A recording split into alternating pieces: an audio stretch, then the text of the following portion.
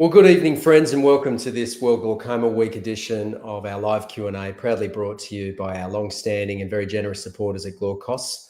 A special shout out to Glenn, Melody and the team there for their unwavering and continued support. My name's Adam Check, and on behalf of the President and the Board of Glaucoma Australia, it's great to have you with us for the finale of our live Q&As across this significantly important week. Before I introduce your guest speaker this evening, I'd like to take a moment to acknowledge the traditional custodians of the lands, skies and seas in which we collectively gather for tonight's event. I'm currently on Darug country, and so I pay my respects to those elders past and present, along with their emerging leaders. Now, tonight, and to round out our live Q&A series, we are very fortunate to have the charismatic Dr. Brian Ang present on the important topic of glaucoma and lifestyle choices, including how exercise, stress management, sleep, nutrition and supplements can make a positive difference to eye disease management over the long term. A wonderful and very long-standing friend of Glaucoma Australia, Dr. Ang is a Melbourne-based glaucoma specialist, a clinical researcher and co-founder of NutriVision. Dr. Ang has over 70 peer-reviewed publications, no mean feat, with research interests in novel surgical treatments and neuroprotection for glaucoma. He is a keen advocate of Proactive Glaucoma Care, being the proactive management of risk for glaucoma and glaucoma suspects through natural lifestyle measures and nutrition. Most importantly, Dr. Ang has always been on the end of the phone when we have needed to consult with him and remains one of our most staunch advocates. Dr. Ang, Brian, welcome, and the floor is all yours. Thank you very much, Adam, for the beautiful introduction. I also like to thank the team from Glaucoma Australia for their sterling work behind the scenes in organizing this series of webinars for World Glaucoma Week. So amazing work, guys. So my name is Dr. Brian Ang. I'm a glaucoma specialist and co-founder of NutriVision. And today I'd like to share a topic that's very close to my heart. And that's going beyond eye pressure and what the missing gaps are in glaucoma care. If you're watching this webinar today, you'll know that glaucoma is caused by high eye pressure. But did you also know that glaucoma can occur even when the pressure is normal? And this occurs in around 30% of glaucoma patients. But in certain Asian populations, this increases to an astounding 92%. So that's very high. So can you imagine this? What if you're doing everything right? You're putting your eye drops in your eyes as instructed every day. You're keeping your eye pressure under control. But yet, you might still be losing vision from glaucoma. This is very personal for me because this is exactly what happened to my father. And here he is. That's my dad. He's a retired GP. He's always had good vision all his life. 20/20 vision, never needed to wear prescription glasses. Eye pressures have always been normal. Never had any eye issues in his life until he lost half of his vision from glaucoma. And you can see on this visual field test that he's lost the top half of his vision. And luckily, he still has the bottom half of his visual field left. So I made sure that he was put on the best eye drops. I did laser for him. I wanted to reduce his eye pressure. But deep down inside me, I always felt like there was something important that was missing in his glaucoma care. And that's when I delved deep into researching what else we can do beyond just reducing eye pressure. The truth is that glaucoma isn't just about eye pressure. It's actually about the health of the optic nerve. And the optic nerve is important because it transmits information from your eye to the brain. So think of it as the USB cable that connects the camera, your eye, to the computer, your brain. To have good vision, you need a healthy, functioning optic nerve. The trouble is that the optic nerve is very vulnerable. It's highly susceptible to damage, not just from eye pressure, but also from daily stress and physical aging. And that's why you can get glaucoma damage even though your eye pressure is normal. And can you imagine, what if there are certain daily habits that you are doing that might potentially be harming your optic nerve without you even realizing it? I call this daily blind spot habits. And I'm going to share 6 such habits today. So the first blind spot habit is not being physically active enough throughout the day. And I mean, let's be real. Sometimes it's just so much easier to slouch in your couch, watching television or looking at screens than it is to go out and do exercise. But the reality is that if we don't keep up with physical activity, then blood flow to our optic nerve and brain reduces, and this means less nutrition and oxygen to our optic nerve. And this translates to potentially a 2.4 times increase in glaucoma risk. So what do? We keep active. And when I say keep active, I don't mean you have to hit the gym and pump iron for 2 hours every day. Even just spending an extra 10 minutes of walking will make a difference over the long run. People who engage in regular, moderate exercise every day have a 58% less risk of developing glaucoma. So it's important to pick an activity that you enjoy doing and find someone like-minded who will do the activity with you. And more importantly, they can be your accountability buddy to make sure that you're keeping to your daily exercise routines. And so this makes physical activity the first key pillar of proactive glaucoma care. Let's move on to the second blind spot habit. Stress, or rather, not managing your stress effectively.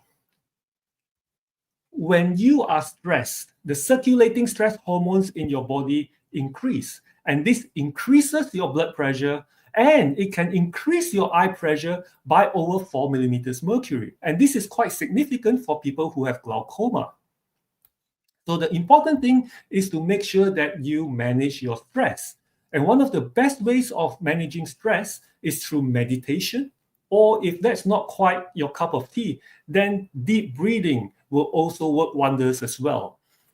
A recent clinical trial found that deep breathing techniques, where you take 5 seconds to breathe in and 5 seconds to breathe out, can potentially reduce eye pressure by 12.5%. And so this is quite significant. And me personally, I find that the deep breathing technique helps to keep me calm, helps to reduce my stress, and this is exceedingly helpful when I'm stuck in traffic and I have an important meeting that I need to get to, or when I'm rushing to get to childcare because I don't want to be charged an arm and a leg for each minute that I'm late. So this makes stress management an important key pillar of proactive glaucoma care. It's the second key pillar. And let's move on to the third blind spot habit. Not having enough sleep. Sleep is very important because that's when your body gets to rest, repair, and recover.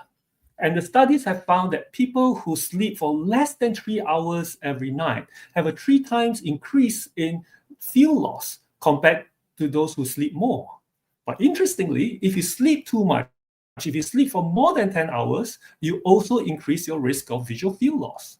So the sweet spot is to sleep around 7 hours. And by the way, if you know of someone who subscribes to Netflix and they love binge watching, asking them to sleep is like me asking my kids to clean up after their mess. They hear you, but you just know it ain't gonna happen. Oh, it's also worth pointing out that If you've got sleep apnea, please make sure that's treated appropriately, because people with untreated sleep apnea, their risk of glaucoma increases tenfold. So sleep is the third key pillar of proactive glaucoma care. Now, the fourth blind spot habit is somewhat controversial, especially for coffee connoisseurs in the audience, because drinking too much coffee is potentially harmful to your optic nerve. So studies have found that drinking coffee could increase your eye pressure potentially up to 6 millimeters mercury. But more importantly, for those who have a family history of glaucoma, if you drink more than 2 cups of coffee every day, you potentially increase your risk by nearly 4-fold. So that's very, very high. So if you love your morning beverage, maybe consider swapping to hot tea. US researchers have found that people who drink a daily cup of hot tea every day have a 74% less risk of developing glaucoma. So tea drinkers, please continue drinking your tea. Coffee drinkers, perhaps consider limiting the amount you drink to 2 cups or less every day. And by the way, when I share this, I make this suggestion to my Melbourne glaucoma patients, they all look at me as if I've just told them that Sydney serves better coffee. And this discussion about tea and coffee ties in quite nicely to blind spot habit number 5. That is eating too much sweets. Sweets are ultra-processed foods, and they are pro-inflammatory. They increase chronic inflammation. They increase chronic oxidative stress. They also disrupt the ability of the cells to metabolize glucose, and have been associated with a 51% increase in glaucoma risk. So if you love your snacks, instead of snacking on sweets, why not snack on fruits and vegetables? Snack on an apple, or a carrot, or celery. Yes, I know. Celery does not sound as appealing as a sweet caramel macaron drenched in rich chocolate syrup, the pinnacle of dessert luxury, where you get a sugar spike just by looking at it. The studies show that people who eat a diet full of fruits and vegetables, like the Mediterranean diet, full of foods, real foods that your grandmother would recognize, they have 39% less risk of developing glaucoma. And so this makes nutrition the fourth key pillar of proactive glaucoma care. It's about what you eat and drink, as well as what you don't eat and don't drink. And we move on to the sixth and final blind spot habit, and that is taking the wrong vitamins.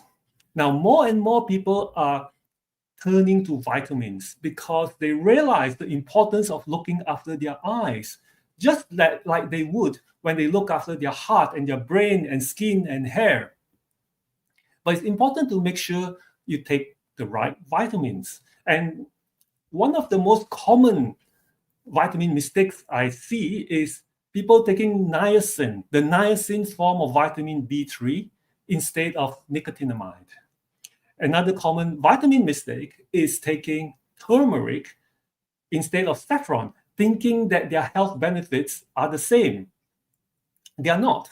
Just because they both have a yellow-orange color doesn't mean that their eye benefits are the same. So what supplements and vitamins should you take for glaucoma? It's a little bit complicated because it's not just about taking a generic multivitamin or fish oil. You want a specific way of targeting the cellular and circulatory risks that drive glaucoma damage.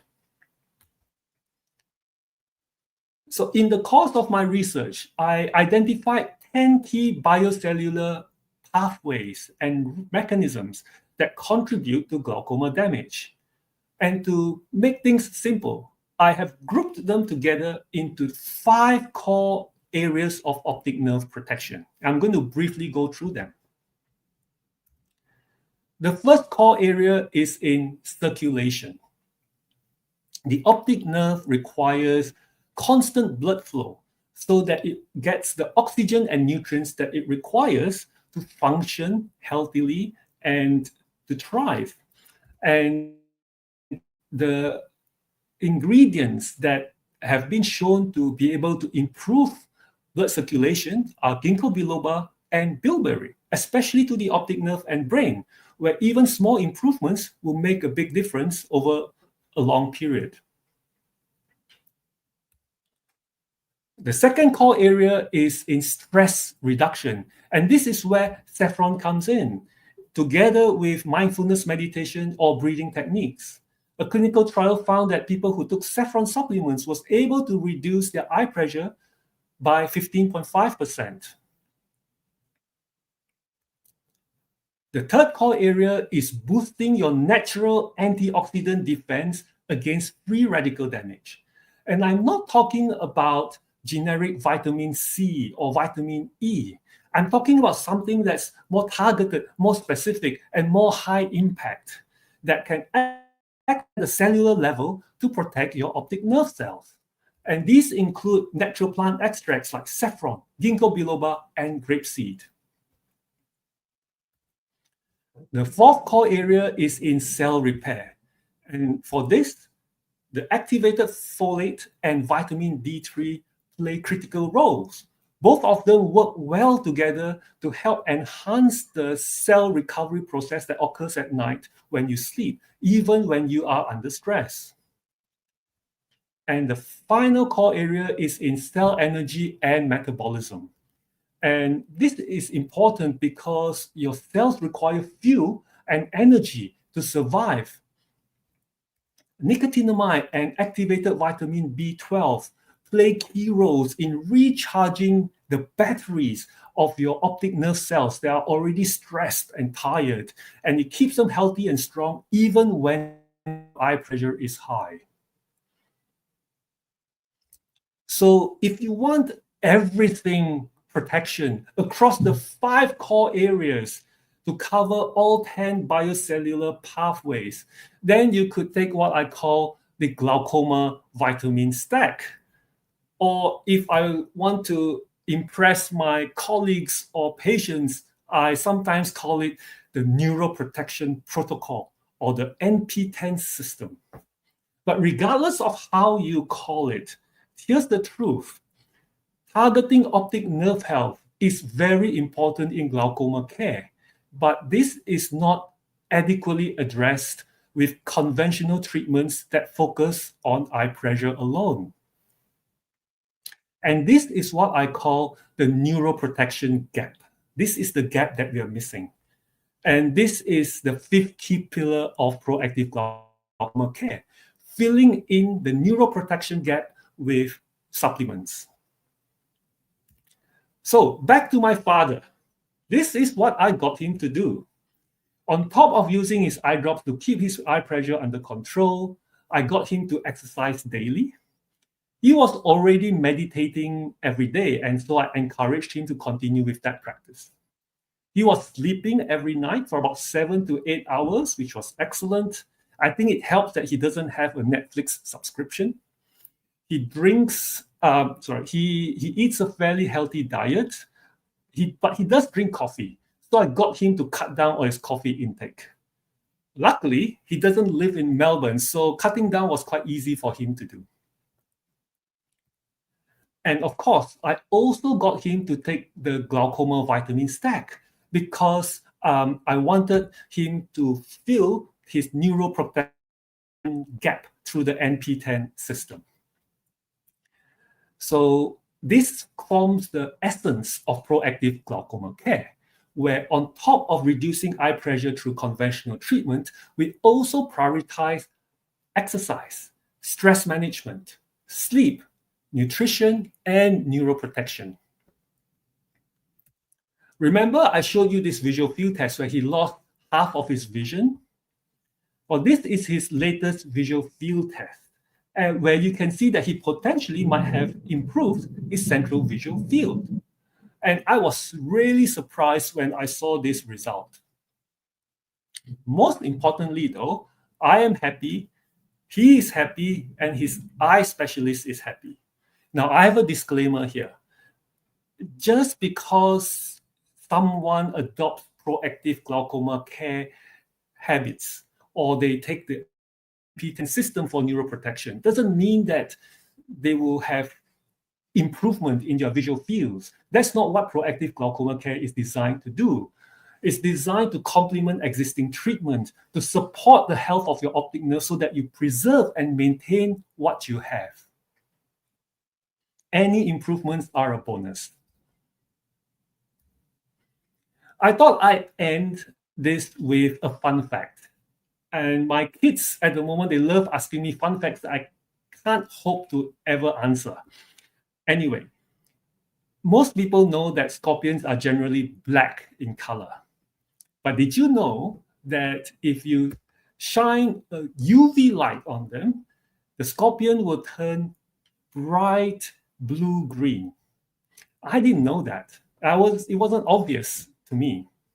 So if there's one thing I'd like you to take away from this talk, it is that with glaucoma care, don't just focus on the obvious.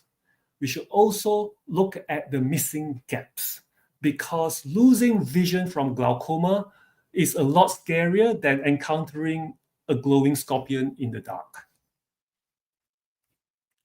Thank you very much, everyone, for your time and attention. Now, I'm very happy to answer any questions, but I also like to encourage you to ask yourself this question first. What would you do now to change your glaucoma care to improve your outcomes? Thank you. Dr. Rang, that was, as always, fantastically informative, always entertaining, and so practical. And I just took down a long list of things that I need to improve myself on, ashamedly. And the second point I'd make before I facilitate some questions, I couldn't believe that you'd bring up the coffee war between Sydney and Melbourne. I'm sure there is no doubt that Melbourne serves the best coffee. I have no doubt, okay? I'm pretty sure of that. A couple of questions, and I'll try to combine some of them for efficient use of time. In terms of drinking tea, is that with or without milk, and caffeinated or decaf? The studies are actually quite clear that it doesn't matter what type of tea you drink. And they found that if people only drank decaffeinated tea, they actually did not receive the neuroprotective benefits. So I guess the main difference with tea and coffee is that coffee has probably too much caffeine compared to tea. So it's okay to drink any blend of tea that you choose, and it's also okay to drink it with tea. Okay. All right. Thank you. There's another question from one of our viewers about nicotinamide, and that's about how much of that to take on a daily basis. That's a great question, and people ask me that almost every day. Now, the first clinical trial that found that nicotinamide benefited people with glaucoma, they found that you had to take 3,000 milligrams of nicotinamide daily. However, this is a very, very high dose, and the first trial was only for 6 weeks. So I think taking 3,000 milligrams for 6 weeks, that was probably okay. But over the long run, it may be better to take a smaller amount of nicotinamide if you're going to be taking it over the long term.